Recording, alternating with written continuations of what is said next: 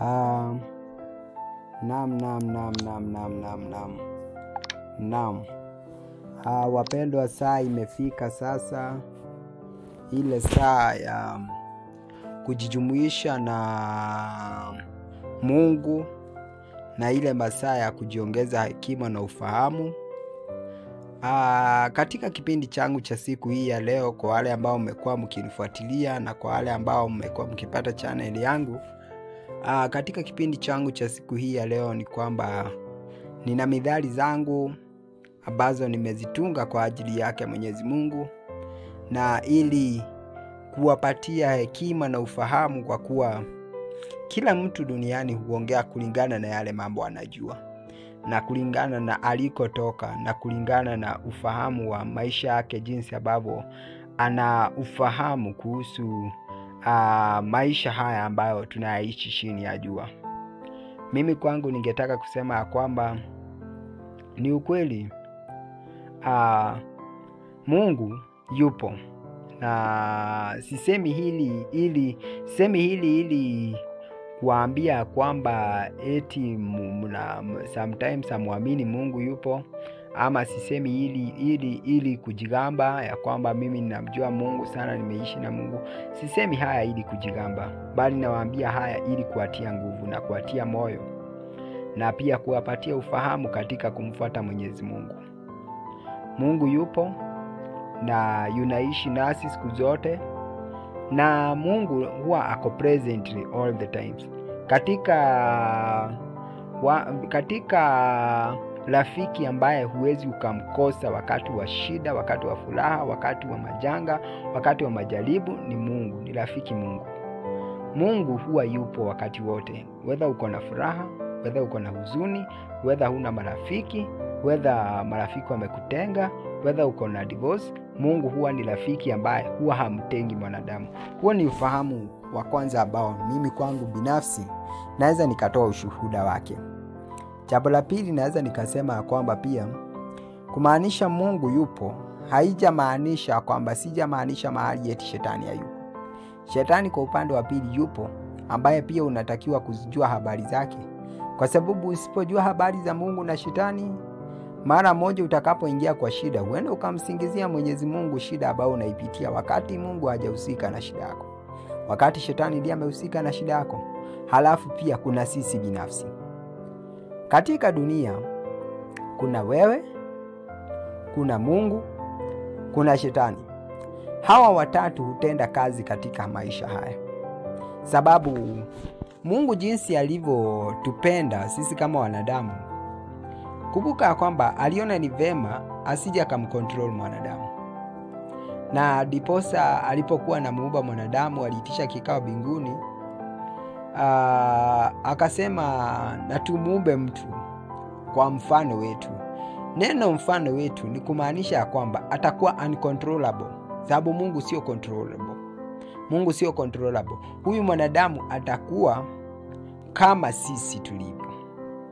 Lakini pia Mwenyezi Mungu alipoangalia mwanadamu, alipomuumba jinsi yeye alivyo, alijua kwamba huyu mwanadamu hekima ambayo anatakiwa kuwa nayo inaweza ikatokana tu na mimi.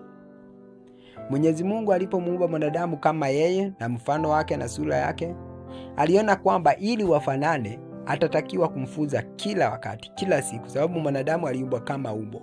Aliumbwa akiwa na definition ya Mungu, aliumbwa akiwa anafanana na Mwenyezi Mungu.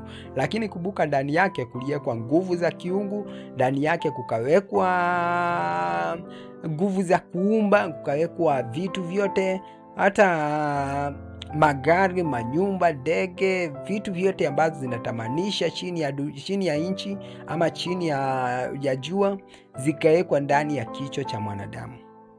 Na ili mwanadamu aweze kutumia bidhaa ambazo zinatakiwa, ilihitaji afuate Mwenyezi Mungu ambaye ndiye muumbaji wake, ambaye ni company, ni a friendship.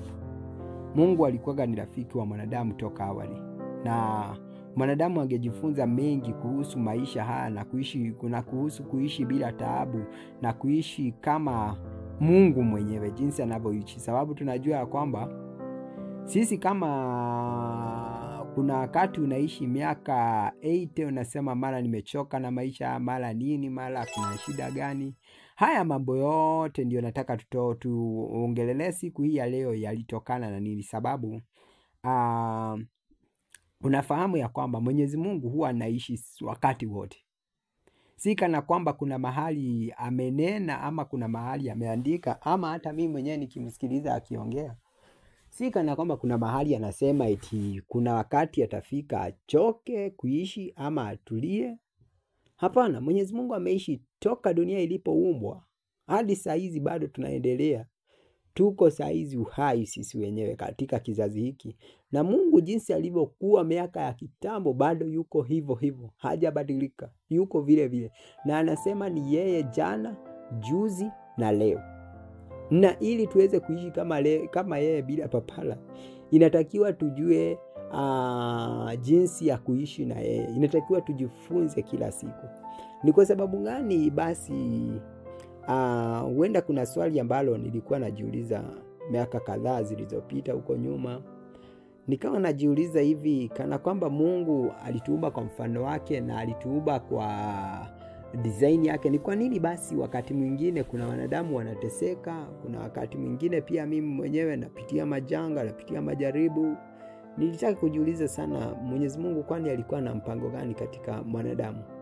Nikaja kugundua ya kwamba wakati dhambi iliingia duniani, ilisababisha kama usipojua jinsi ya kuishi na Mwenyezi Mungu, dhambi ina take over your life.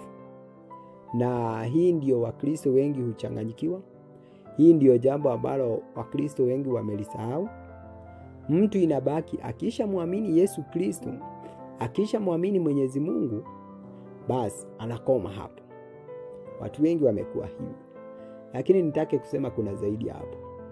Kuna zaidi ya kuwa Mkristo, kuna zaidi ya kufuata dini yoyote, kuna zaidi ya kumjua Mwenyezi Mungu.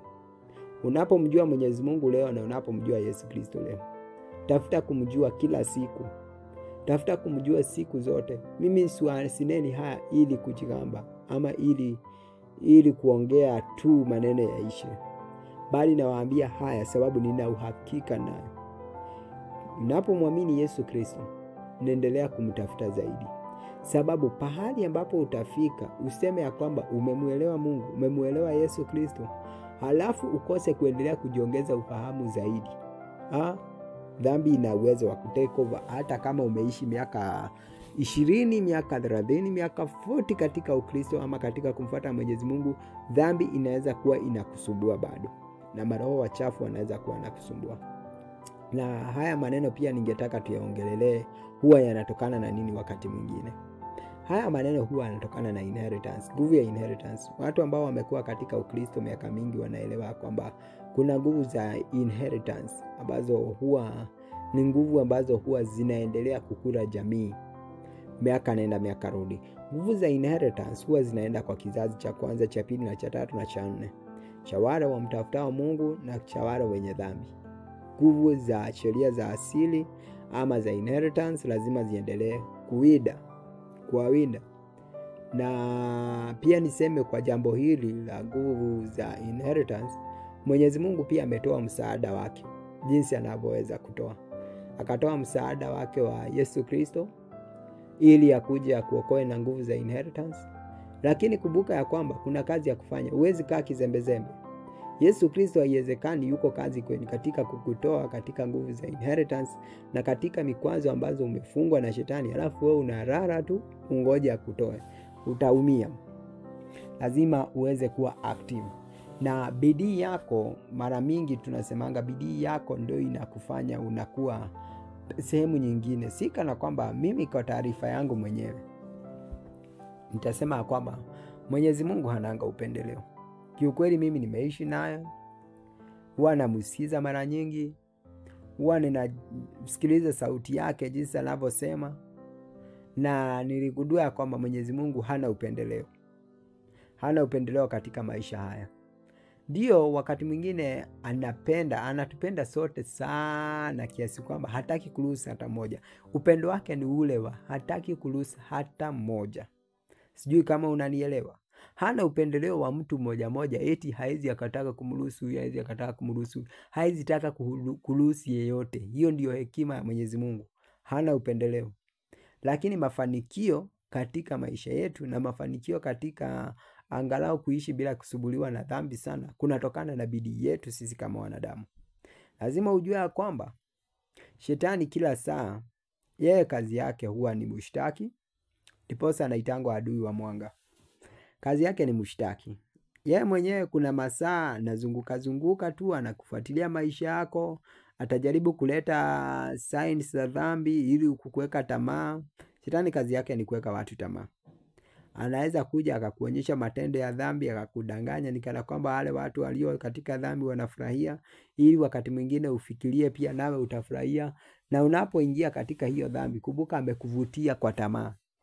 Unapoingia katika ile dhambi unaanza kuteseka. Ukianza kuteseka, mara tena kabla utoke pale inakuwa ni tatizo. So shetani kazi yake huwa ni kumjaribu mwanadamu. Na huwa anajaribu mwanadamu kwa kitu ambacho tunaitanga tamaa.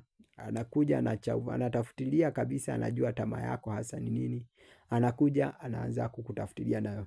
Na kwa kuwa kuna mengi sana ambayo ningetaka kuongelea siku hii ya leo, kumbuka ya kwamba katika kipindi changu huwa ni cha kufunza. Na leo hii nimeweza kusema ya kwamba nina methali zangu kwa Mwenyezi Mungu. Siwezi nikataka nitoke nje ya box, sababu leo hii nina methali zangu ambazo kidogo katika kuongea hizi methali huenda utapata ufahamu kuhusu Mwenyezi Mungu, na huenda zitakusaidia hata kuimprove your faith. Na kabla tuanze chochote, ama kabla nianze methali zangu, ningetaka tuweze kuungana ili tuweze kufanya maombi, kwa kuwa hata kupata muda huu sio, ni neema tu. Mimi kwangu nitawaambia ni neema.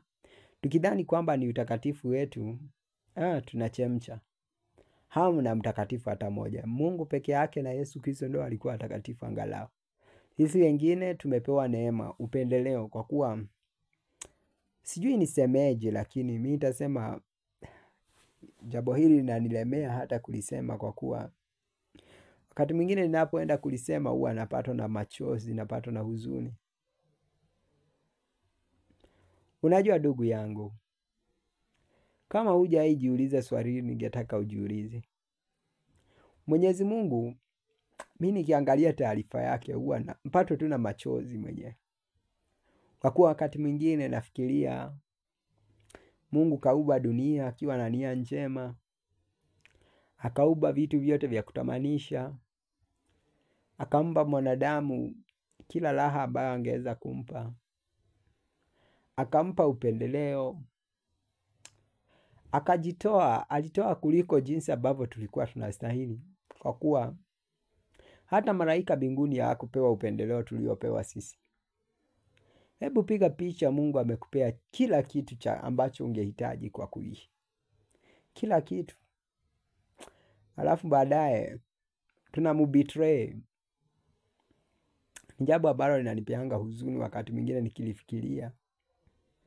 Naangalia jinsi tunavyombetray. Unajua kuna uchungu katika kubetray rafiki ambaye kwa kweli ni msaada wako.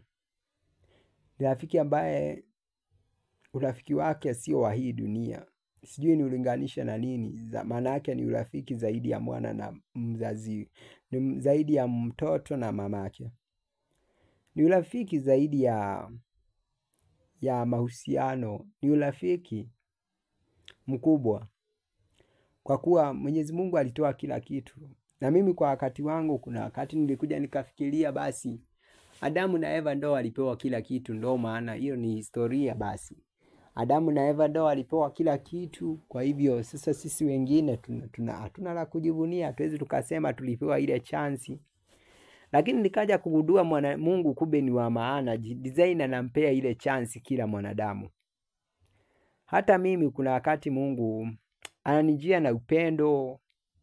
Kwa maisha yangu kama nikichunguza, sina rekodi yoyote ile ambayo kiukweli naweza nikasingizia nikasema Mungu hapa si kufanyiwa jinsi ambavyo nilitakiwa kufanyiwa.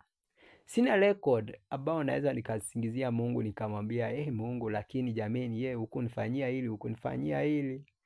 maisha yangu ni ya masubufu, sina record. Ndio nina maumivu katika moyo wangu kwa kuhatiwa na dhambi. Ninajua kuna dhambi nyingi ambazo zimeni heartbreak roho yangu, lakini sina record yote ya Mungu akini heartbreak. Sina record yote ya Mungu akinidhihaki hata siku moja. Sina record yote ya Mungu akikosa kujionyesha ajabu kwangu, kwa kuwa kuna wakati alinitokea nikiwa mtoto mdogo, akaniambia dunia yote ni yangu. Yeye mwenyewe alisema dunia yote ni yake, na anaweza akanibariki na chochote kile ambacho nitaomba. Bora yake tu niepukane na dhambi, kwa kuwa dhambi zitanifanya, si kana kwamba dhambi zinafanya Mungu aache kukupenda. Si kana kwamba dhambi zitafanya wewe na Mungu muwe enemies. Lakini wakati mwingine dhambi zitasababisha uingie katika mateso ambazo Mungu hakutarajia, hakutaka. Inaitwa punishment, consequences. Na hii ndio watu wengi huwa wanasahau. Ni ukweli, mimi nina ushuhuda moyoni. Naweza nikawaambia kwamba Mwenyezi Mungu aliniahidi kunipa maisha ya jinsi ambavyo nilitaka. Unajua, sisi kama wanadamu jinsi ambavyo ameumbwa huwa ni unique. Mwanadamu ni unique, na Mungu nadhani alimuumba akiwa unique ili tuweze kuwa na maisha bora. Huwa tuko wote unique. Unachokiomba ndugu yangu sicho ninachokiomba. Baraka zako sio baraka zangu. Furaha yako sio furaha yangu. We are created unique. Kama mimi mwenyewe raha yangu ilikuwa nikuwa na upendeleo, ama nikuwa naishi maisha yangu nikiwa na relationship kubwa sana na Mwenyezi Mungu. Nilivutiwa sana na manabii wa Biblia ambao walikuwa na very good relationship in the Bible. Nikavutiwa na kisa cha Ibrahimu, nikavutiwa na kisa cha Ayubu, nikavutiwa na kisa cha Elia, jinsi ambavyo walikuwa na relationship kubwa na Mwenyezi Mungu. Nami nikamwambia Mwenyezi Mungu, basi mimi ningetaka kuwa na great relationship na wewe. Ningetaka kuwa pamoja na wewe siku zote, na ningetaka kufanya kazi na wewe. Kiukweli yale maombi niliyoyaomba ni jinsi ambavyo Mungu alikuwa amekusudia toka nikizaliwa, kwa sababu alijua hata. Unajua Mungu ana hekima kiasi kwamba anajua mpaka kitu ambacho utakuja kumuomba. Lakini licha na kuwa alikuwa anajua chenye ambacho ningekuja kumuomba, mimi kwangu lilikuwa ni matamanio, yani lilikuwa ni mtamaa ya moyo wangu. Na wakati nilimuomba yale, alinigaranti, aliniambia ni sawa, utakuwa na very great relationship. Na kuwa na great relationship na Mwenyezi Mungu, kumbuka Mwenyezi Mungu ndio mwenye dunia yote. Kumaanisha hata vitu vya dunia hii si kana kwamba utazikosa kwa kuwa una relationship kubwa na Mwenyezi Mungu. Zote zitapitia ndani ya mikono yako, ila utabaki tu kuwa kama Koheredu ama mfalme Suleimani.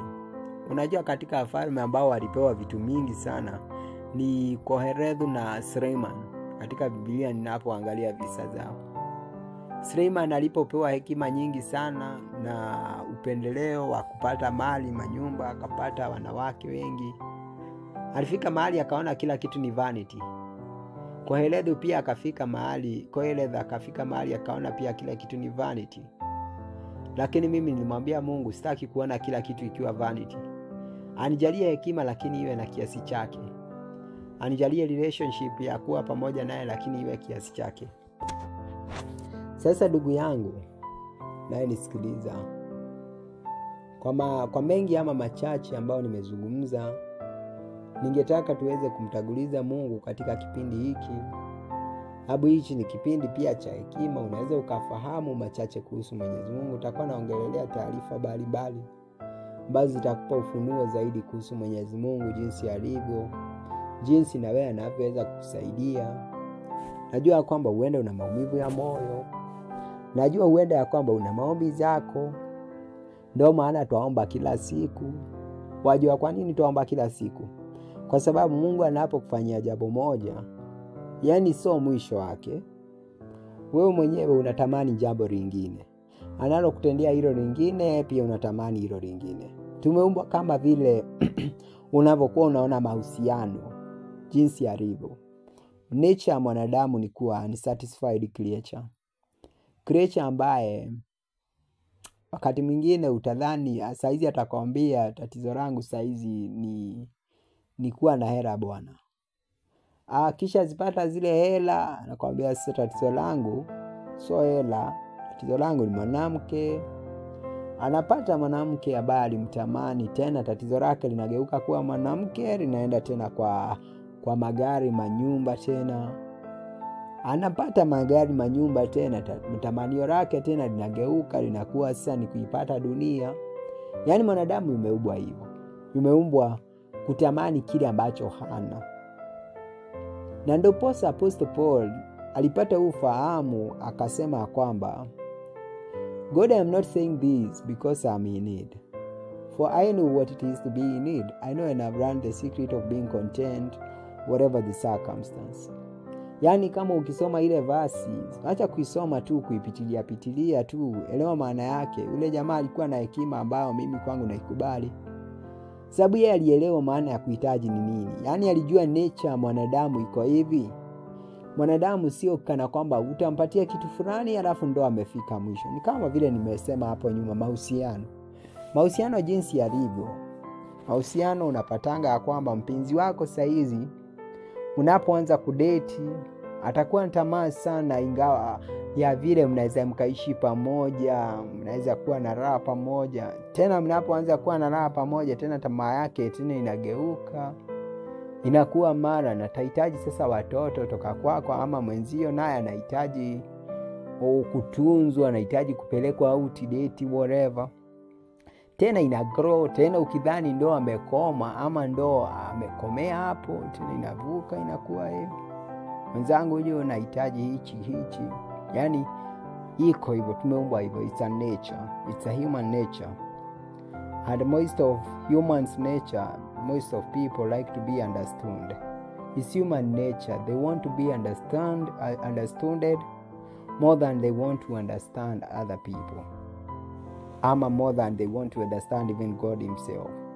Ndio maana mtu ambaye hekima Apostle Paul kwangu ilinivutia sana niliposikia akisema kwamba God, I am not saying this because I know I'm in need, because I'm in need. I know what it is to be in need. I know and I've learned the secret of being content whatever the circumstance. Mungu semi hili kwa kuwa nahitaji. Maana yake najua maana ya kuhitaji. Najua maana ya kuhitaji vitu nyingi. Ila nasema haya kwa kuwa nina story na wewe. Nina siri na wewe. Hebu kwanza tuombe ndugu zangu kabla tuendeleshe kipindi mbele. Baba yetu wa mbinguni, twaja mbele zako siku hii ya leo. Maswali ndio tunayo mengi. Majibu pia tunayo ambao umetupatia hadi muda ambao tumefikia Mungu, ila tuja kuwa satisfied bado. Kwa kuwa sisi ulituumba bila kuwa unsatisfied creatures, lakini angalau Mungu katika wewe huu angalau tunakuwa satisfied. Even though hatukui satisfied kabisa, lakini kuwa na wewe Mungu yatosha. Ndiposa naomba uwepo wako katika ndugu zangu wanaonisikiliza. Najua Mungu kuna yule mama ambaye yuna shida ya ugonjwa. Huenda kuna mama anasumbuliwa na ugonjwa wa kansa katika hospitali. Mungu, hebu mkumbuke. Hebu sikia kilio chake na yeye akapate maisha mazuri, na yeye akapone ule ugonjwa. Daddy, kumbuka tena tuna mabinti zetu huku nje ambao na maumivu ya roho. Huenda aliingia katika mahusiano akafikiria kwamba ule mchumba wake angempa raha, huenda angemdhamini, lakini baadaye akamheartbreak na kumwacha.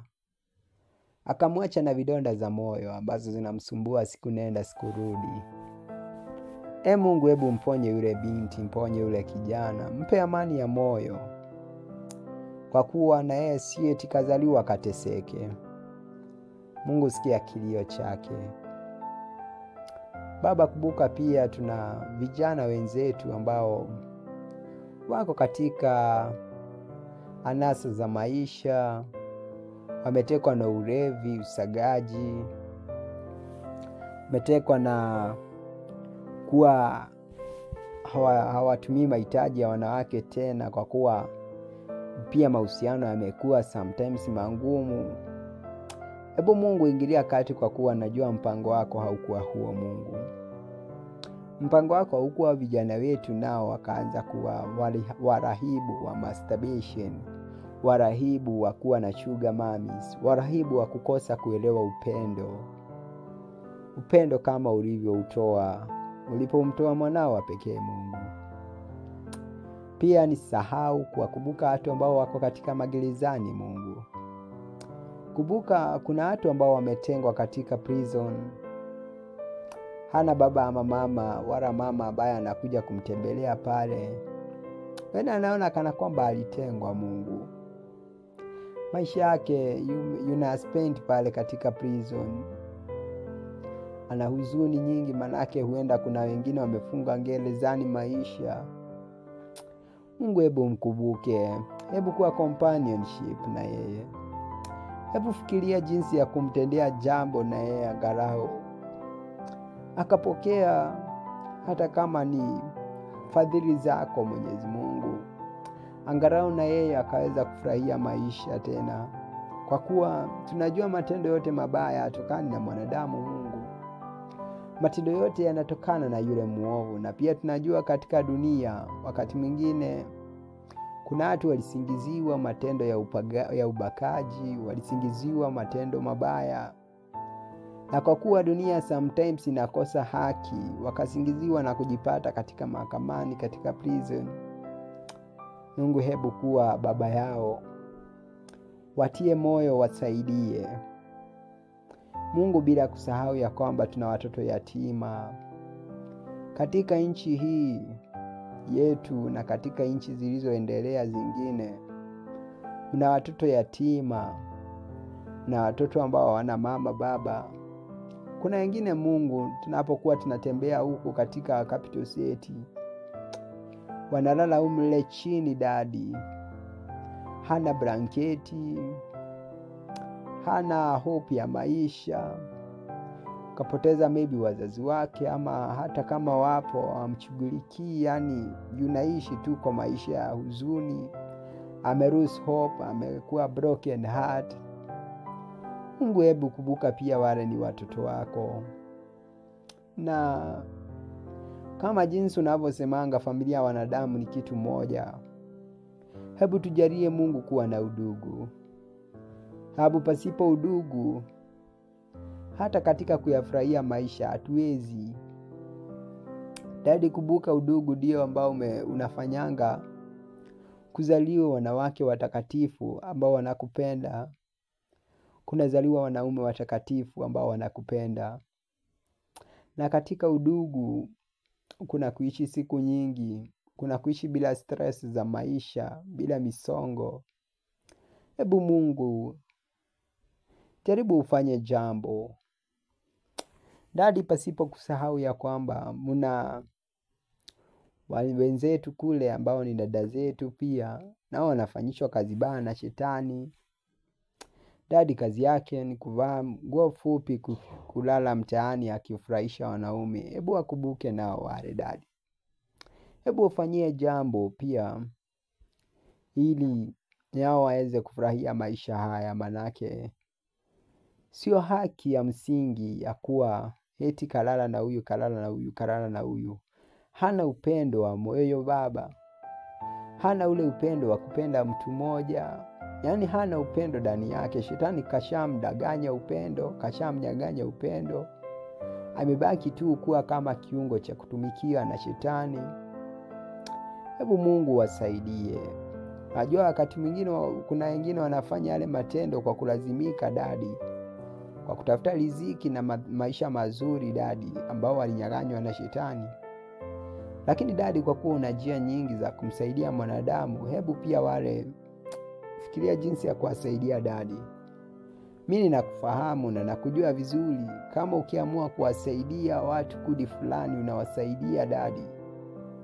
Najua kwamba wakati moja ulimtokea Ayubu katika mateso yake ya moyo, alipokuwa na maumivu.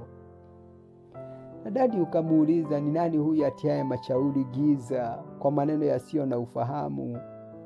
Kwa kuwa unajua kwamba msaada wote watoka kwako. Dadi, hebu ikumbuke dunia. Usiitenge milele dadi. Najua kwamba huenda dunia imekukosea. Najua wakati mwingine inabidi tunabidilisha nyuso zetu dadi kwa yale tumekosea nayo. Wakati mwingine inabidi tusisikilize sauti yako kwa kuwa wakati mwingine tunafanya dhambi kubwa dadi. Hebu lakini tukumbuke dadi, usitutenge milele. Dadi, njoo tunakuita babangu. Hebu tusaidie kama wanadamu, tunahitaji msaada wako. Katika jina la Yesu, la Baba na Roho Mtakatifu. Kwangu nikaomba na kuamini ya kwamba dadi, katika machache na mengi nimezungumza, umeyasikia yote.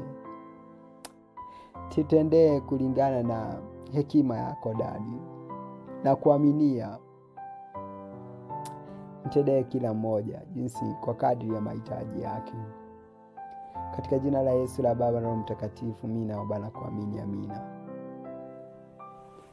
Ndugu yangu, pote pale inatokea unanisikiliza, mimi pia leo hii nimeamua kuwa na midhali zangu, kwa kuwa najua kwamba ndio ninaishi na Mungu na nafurahia, na baraka za Mwenyezi Mungu maishani mwangu na nazifurahia. Lakini pia tuna mambo ya kujitetea kwake Mwenyezi Mungu, kwa kuwa wakati mwingine shetani kuna wakati anatudhihaki kama wanadamu, tunamwangalia tu. Na pia najua katika kipindi kama hichi cha hekima ni vizuri ya kwamba tumueleze Mwenyezi Mungu mambo ambayo shetani anatuonea nayo. Sababu kama nilivyokwisha kusema huko awali ni kwamba mpango wa Mungu ni kumbariki kila mwanadamu. Mpango wa Mungu ni kila mwanadamu asiishi na broken heart, aishi na maisha mazuri. Lakini hata tunapokuwa tunasoma katika visa za manabii wote, kila nabii alisimama na kujitetea mbele za Mwenyezi Mungu. Hebu usiwe mrahibu pia wewe, usiwe mdhaifu. Mimi nakwambia jitie nguvu pia katika kujitetea kwa Mungu. Na njia sahihi ya kujitetea kwa Mungu ni katika maombi. Unaweza tumia SMS, unaweza tumia kitabu chako, unaweza ukaandika yale mambo ambayo yanakusumbua, mambo ambayo unaona kana kwamba shetani anakufinyilia nayo, unaweza ukaandika pale, ili Mwenyezi Mungu pia akaweza kuangalia naye akaweza kujua jinsi ya kukusaidia. Kwa kuwa Mungu ni msaada wetu, na Mungu ni baba yetu ambaye huwa hachoki nasi. Wanadamu wakati mwingine wanaweza wakakuchoka. Ni wengi wanaweza kuambia kwamba huna wokovu kwa Mwenyezi Mungu. Ni wengi watakulaani. Wengi watasema una majivuno. Lakini hebu usiwasikize. Hebu msikilize Mwenyezi Mungu jinsi anavyosema, na ujue kwamba wewe sio wa kwanza na wala utakuwa mwisho. Hebu nina historia nataka nichie na wewe ndugu yangu. Historia ambayo najua huenda umekuwa ukisikiza muda mwingi, na huenda umekuwa hata wewe mwenyewe, huenda ni kisa ambacho umefunzwa hata mashuleni zetu, tumefunzwa katika makanisa, tumezisikiza. Lakini hiki kisa ni kisa ambacho huwa kina mvuto sana katika maisha yangu, na leo hii ningetaka nikisimulie kwa njia tu ya utofauti kidogo, na njia upapanuzi zaidi ukihusu. Ni kisa cha mzee mmoja ambaye alitokea kaskazini kusini magharibi mwa mashariki, ambaye alikuwa anaitwa Ayubu. Huyu mzee wakati mwingine ninapoangalia maisha yake huwa yananifanya pia maswali ambazo niko nazo katika Mwenyezi Mungu. Nione kana kwamba nikinaposikiliza ile kisa namwambia Mungu, jamani nami nimenena kama huyu mzee wakati mwingine, hebu nijibu jinsi ulivyomjibu, kwa kuwa Mwenyezi Mungu alikuja kumjibu Ayubu. Ayubu ni ukweli ni moja kati ya watu ambao waliongea katika kulingana na uchungu wa mioyo zao. Na niseme ya kwamba Ayubu hakuwa wa kwanza kujaribiwa wala hata kuwa mwisho. Hakuwa mwisho kujaribiwa na majaribu kama yale. Ni majaribu ambayo yanatukuta kila mmoja wetu siku zote. Lakini hebu usinyamaze ndugu yangu, nikuombe. Hebu usinyamaze na tatizo lako. Hebu jaribu kulishia na Mwenyezi Mungu. Mimi nimekuambia kwamba Mungu ni rafiki ambaye huwa ako saa yote. Yuko tayari kutusikiliza saa yote. Yuko tayari kuwa na sisi kama taifa lake. Hebu nisimulie hichi kisa cha mzee Ayubu. Mzee Ayubu anatajwa kuwa mmoja aliyekuwa amebarikiwa na Mungu. Alikuwa amebarikiwa na mali nyingi. Alikuwa amebarikiwa na kondoo, ngamia, watu wa nyumbani wengi sana. Alikuwa ni mzee ambaye alikuwa na umaarufu, alikuwa anajulikana. Kumbuka katika watu ambao huwa wana maisha yao yako on social media, hata katika kizazi hiki, ni watu ambao kidogo wamefanikiwa kuwa na hela, alafu akafanikiwa kuwa na maisha mazuri. Yule mtu maisha yake iliwavutia wengi, na wengi walikuja kwake ili kujifanya marafiki. Alikuwa na marafiki wa kweli, na kuna wengine walikuwa wanajifanya marafiki ili tu wapate msaada kwake. Kwa hivyo alikuwa ni mmoja aliyebarikiwa.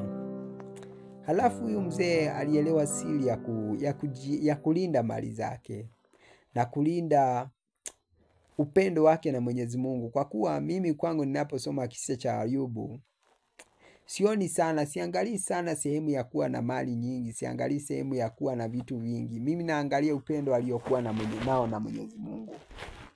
Alikuwa na upendo na Mwenyezi Mungu kiasi kwamba siku zote katika maisha yake ya Ayubu, siku zote alikuwa anasongeza sadaka za kuteketezwa kwa ajili yake na kwa ajili ya wanawe.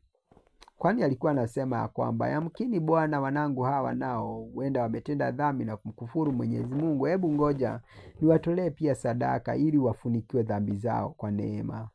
Kwa hivyo ni mmoja ambaye alikuwa na kia kuhusu Mwenyezi Mungu. Hebu imagine kila asubuhi na mapema anaamka anatoa sadaka za kuteketezwa kwa ajili yake na wanawe. Alifanya hivyo siku zote mzee Ayubu. Na ikawa wakati mmoja Shetani akawa amejitanguliza katika kiti cha Mungu. Wakati wana wa Mungu walikuwa wanajitanguliza katika uso wa Mungu mbinguni. Na ni kukumbusha kwamba wanadamu pia ndio walitoa access za Shetani kuweza kutangulia mbinguni. Shetani alikuwa amefukuzwa mbinguni na haikutakiwa tena aonekane pale mbinguni. Lakini alipoingia ndani ya mwanadamu, wakati mwingine akapata access ya kuweza kuingia katika mbele za Mwenyezi Mungu na kuweza kutoa mashtaka zake pia. Na hii nafasi aliyopata alitumia kumjaribu Ayubu, na majaribu ambazo zilikuwa kidogo ni ngumu. Wakati mwingine ninapoangalia majaribu za Ayubu, huwa naambia watu wengi katika visa ambazo utasoma na kuziacha na kuambia Mwenyezi Mungu yasije akawahi kutokea, ni visa za mtu kama Ayubu. Hebu unaposoma katika Biblia, unaposoma kisa cha Ayubu, wakati mwingine omba Mwenyezi Mungu kile kisa uishie kukisikiza na uombe Mungu yasiwahi kutokea. Lakini kwa kuwa saizi najua kuna wanadamu wengi wanapitia majaribu, wanapitia mateso, especially katika kizazi hiki. Ni kizazi ambacho tunahitaji sana kusikiza maneno ya mzee kama Ayubu, kwa kuwa katika kizazi hiki ni ukweli tunapitia heartbreak.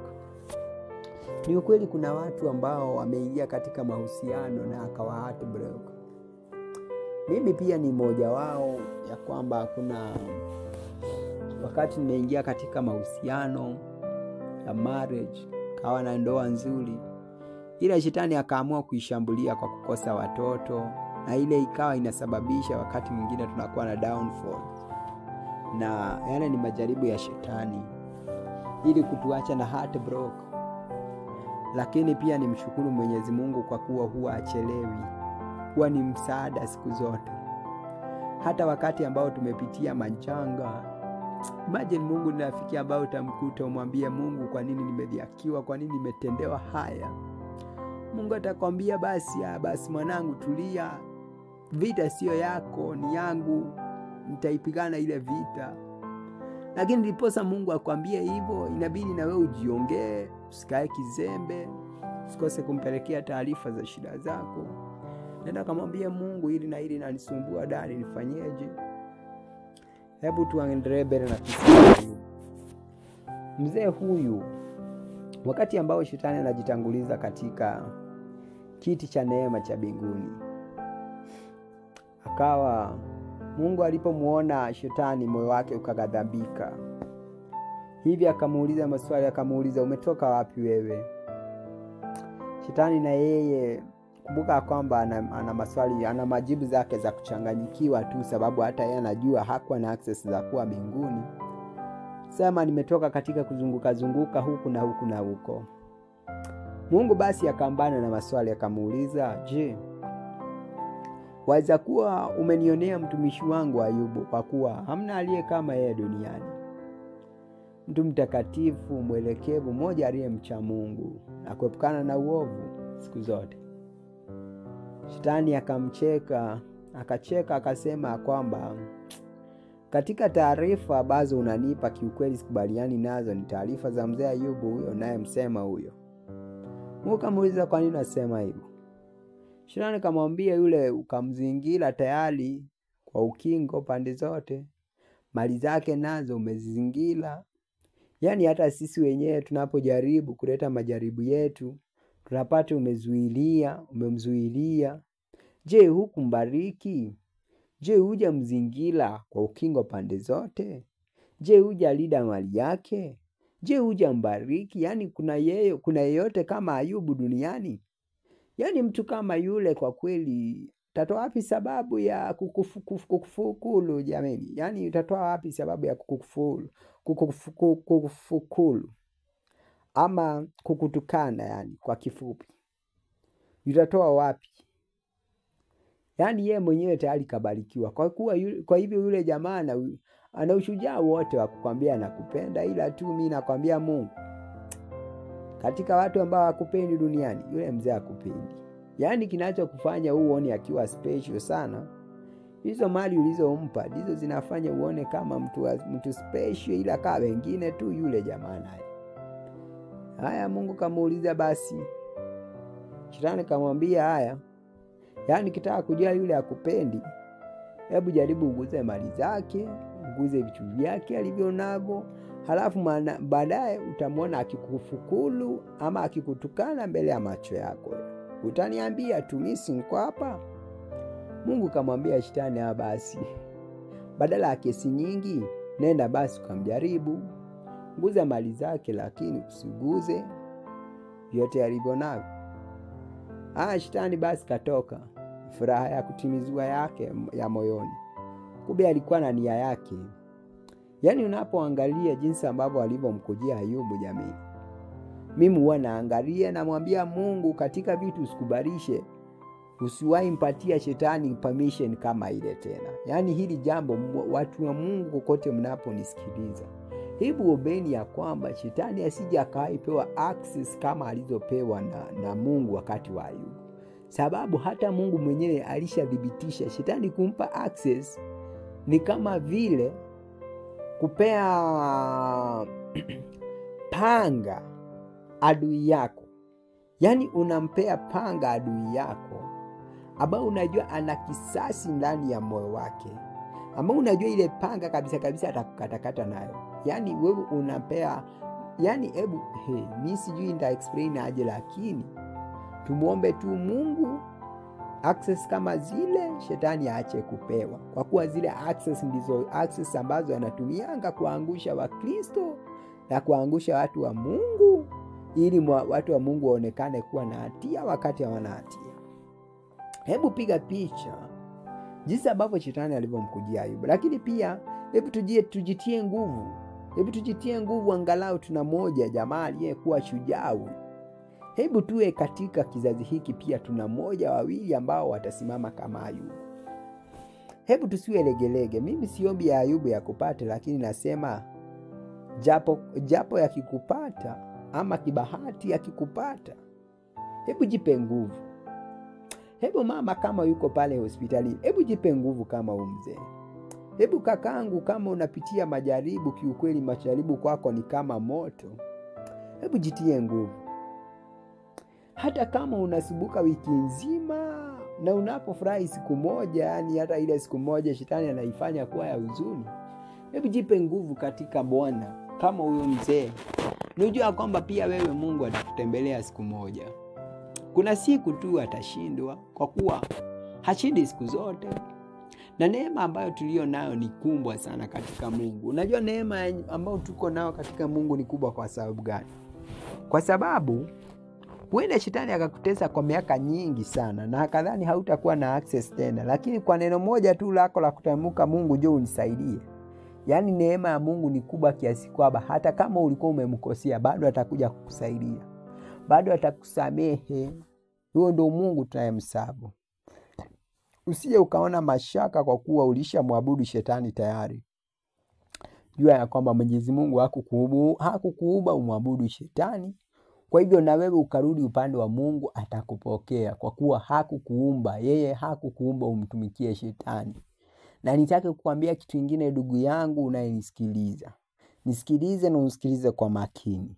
Mungu anapokusamehe wewe, hakusamehi kwa ajili yake, hakusamehi kwa ajili yako. Yaani anapokusamehe wewe, anakusamehe kwa ajili yake yeye mwenyewe. Kwa hivyo ile inakupa picha ya kuwa Mwenyezi Mungu kosa lolote ana uwezo wa kukusamehea. Sikupi tiketi ya kufanya dhambi hapa, ila ninakwambia kwamba kana kwamba kaingia kwa dhambi na ukadhani Mungu haezi akakusaidia ama haezi akakusamehea. Mimi ninakwambia Mungu anakusamehea kwa ajili yake yeye mwenyewe. Yeye anasema kwamba sisi nikakubalia picha yangu ikamtumikie shetani. Sisi nikakubali sura yangu ikamtumikie shetani. Hebu piga picha, hebu fikiria Mungu anajisikiaje wakati anamuona mtu ambaye amemuumba kwa sura yake akienda kupiga magoti kabisa akimuomba shetani. Hebu piga picha. Hebu fikiria hivi, unaweza jisikiaje?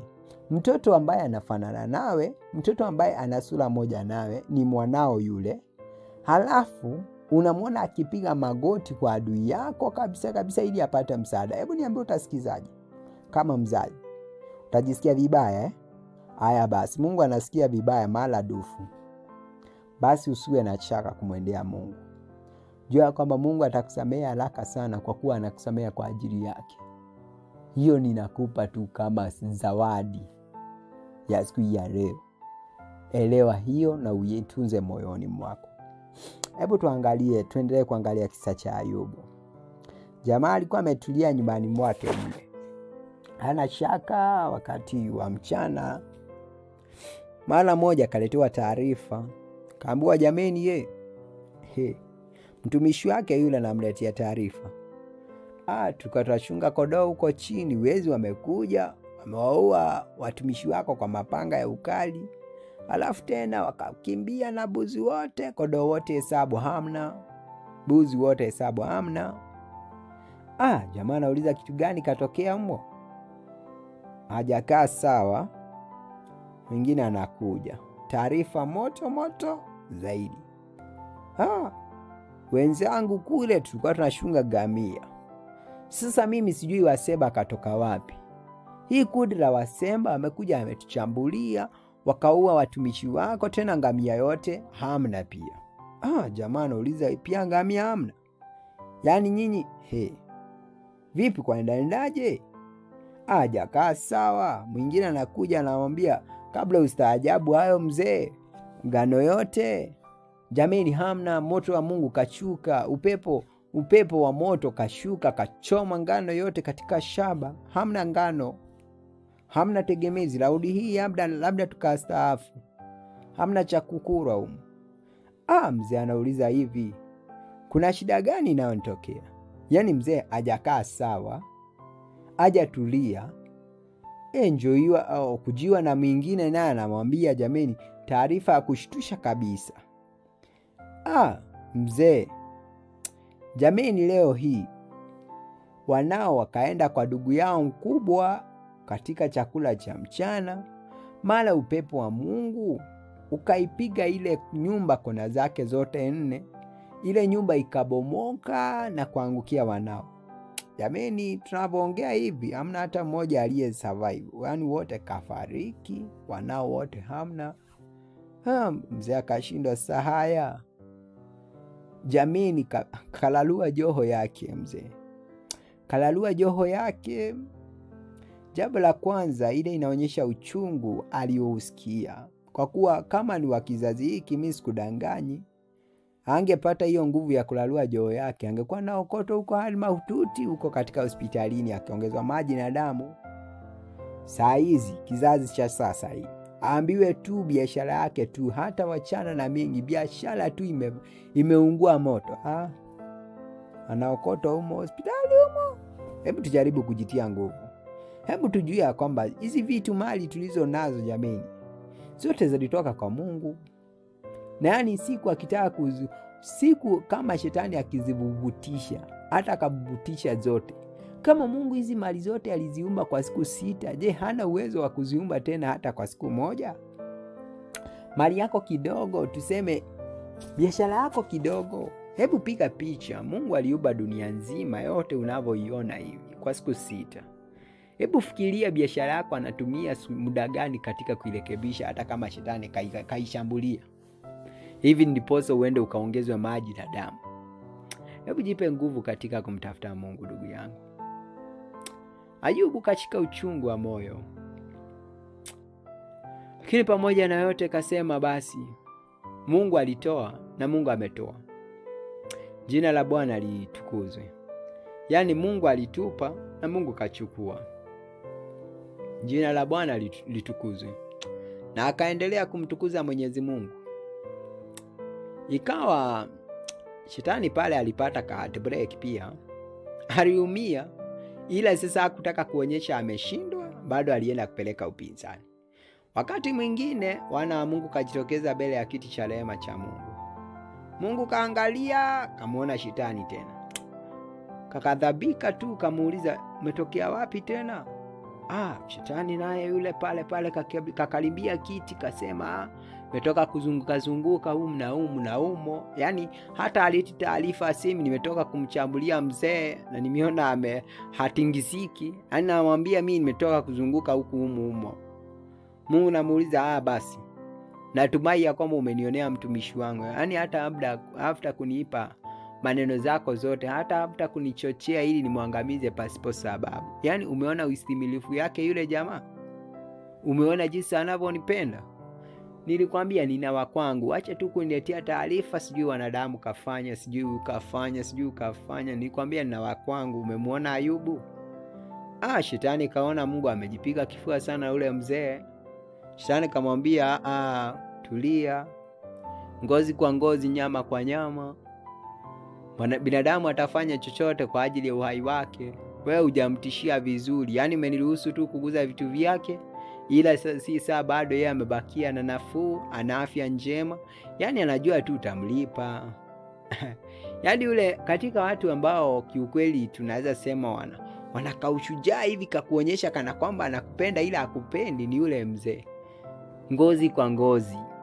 Hebu sasa jaribu uguze mwili wake hivi, ndiposa ujue. Unajua Mungu unataka kujua kwamba ule mtu anakupenda, sivyo? Nami unataka niamini yule jamaa anakupenda, sivyo? Sasa situfanyeje? Umguze ngozi yake, au kamguza ngozi yake alafu kaendelea kukupenda, hata nami nitathibitisha yunakupenda. Mungu kamshawishi shetani kamshawishi Mungu. Haya basi Mungu kamwambia, basi kwa kuwa mimi na confidence na yule jamaa, na unajua Mungu alikuwa na confidence, angemwachilia shetani aende amjaribu Ayubu tu hivi kama ana confidence. Mungu alijua Ayubu, alijua moyo wa yule jamaa ni mgumu, ndiposa namkubalisha. Na wewe ndugu yangu, nitaki kukupa nguvu nikwambie, kuna wakati mwingine utaona majaribu yamekuwa mengi. Jua kwamba Mungu amejua kwamba wewe ni strong. Amejua wewe ndio wa kumuudhisha shetani, na wewe hivi amejipiga kifua mbinguni kasema wewe basi wewe nakudhamini. Yaani amesema, ameambia malaika tunashujaa mle duniani. Shetani Laodi hii lazima mipango zake ziende chini. Shetani naye kusikia mnashujaa duniani akajua wewe ndio shujaa. Majaribu kahakisha kama moto. Hebu jipe nguvu katika Bwana na ujue kuna siku ambao Mungu anashuka. Na siku ambao Mungu anashuka inakaa kana kwamba alishuka miaka 50 huko nyuma. Sababu atamshughulikia shetani vilivyo na alafu takulipa mali yako yote. Hebu turudi kwa kisa cha mzee Ayubu. Shetani Laodi hii poa nafasi ya kumguza ngozi yake. Kaanza. Mzee amekaa pale, pigwa ugonjwa kwanza. Yaani alipigwa ugonjwa wa kustaajabisha kwanza, sababu unajua shetani mimi sijui nimuite mpumbavu, nimuite mpuzi, nimuite stupid psychological creature. Yaani hata badala ya ile unapiganga mtu na ugonjwa wa ndani ya ngozi, yaani hata majirani wasione mtu ambaye anakaa vibaya, anatabasamu mbaya. Unajua alijua umuhimu wa mwanadamu kwanza. Alijua mwanadamu kwa kuwa ameumbwa kwa sura ya Mwenyezi Mungu, anapoiangalia sura yake hivi ama anapoangalia ngozi yake, angalau anapata nafuu ya moyo, anapata peace of heart. Anapata peace of heart. Na peace huwa inafanya mtu anakuwa na tabasamu. Sasa shetani alijua ili huyu jamaa asikuwe na mpaka tabasamu, kwanza nampiga ngozi ambao Mungu anaona ameumbwa na ngozi ya Mungu, na ipiga hiyo ili kumudhalilisha na kumuonyesha hana haja. Shetani kampiga kwa majito mabaya. Yale majito usidhani yakatokea tu ndani ya mwili usionekane, yalitokea mpaka kwa uso.